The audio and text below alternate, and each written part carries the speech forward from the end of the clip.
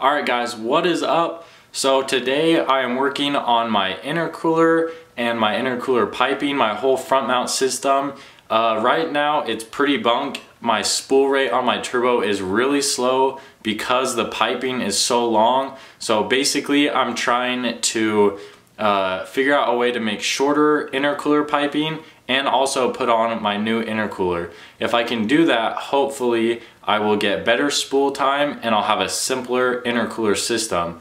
Right now, I'm sure it'll probably turn out pretty janky because of what I have to work with. I am making this whole intercooler system with just the parts that I already have on the car, which are already pretty slim to begin with. But basically I'm gonna just try to make something that'll work and something that will get me to the shop, so that way I can have them custom make or custom weld at least all my intercooler pipes together, so that I'll have no boost leaks and I'll have less couplers to deal with, so that way I can have a really solid front mount intercooler system and hopefully a custom one that no one has ever really done before. So let's get to the video. Alright guys, starting with my intercooler system, it goes from the turbo down and then it goes where the windshield wiper fluid used to be, but that bottle was just removed, and then the piping goes down through that hole, and then it goes over to a Treadstone TR10 intercooler, and then it goes from there to the cold side of the intercooler system, and it goes up through a little hole by my radiator support, and then it goes up into my engine bay into the intake manifold. So as you can see, it's really long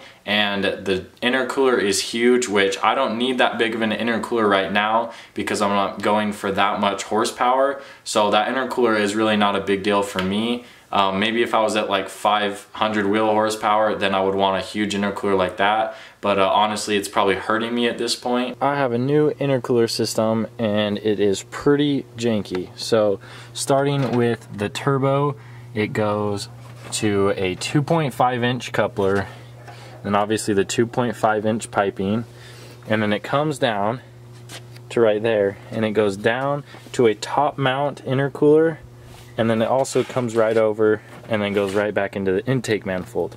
Let me pull my bumper off and I'll give you guys another look. Alright guys, so here's another look.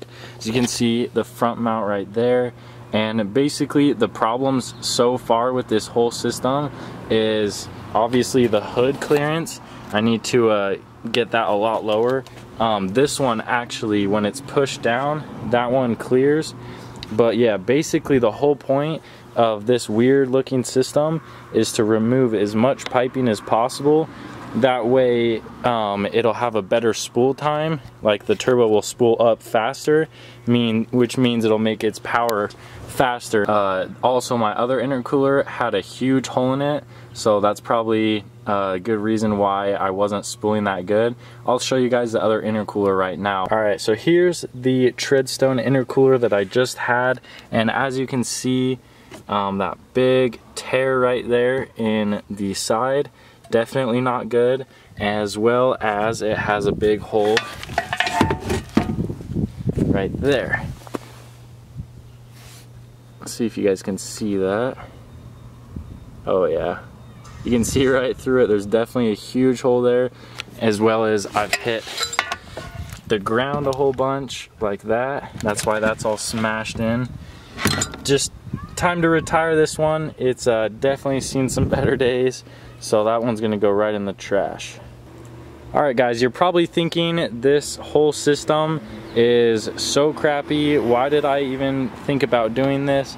But the whole reason why I am trying to do this intercooler system is so that I can find a better way of doing it, because the normal intercooler system was so much longer and just not good for spooling or for maintaining the car. Like if you had to take off the intercooler system, it would be like a lot of bolts and stuff.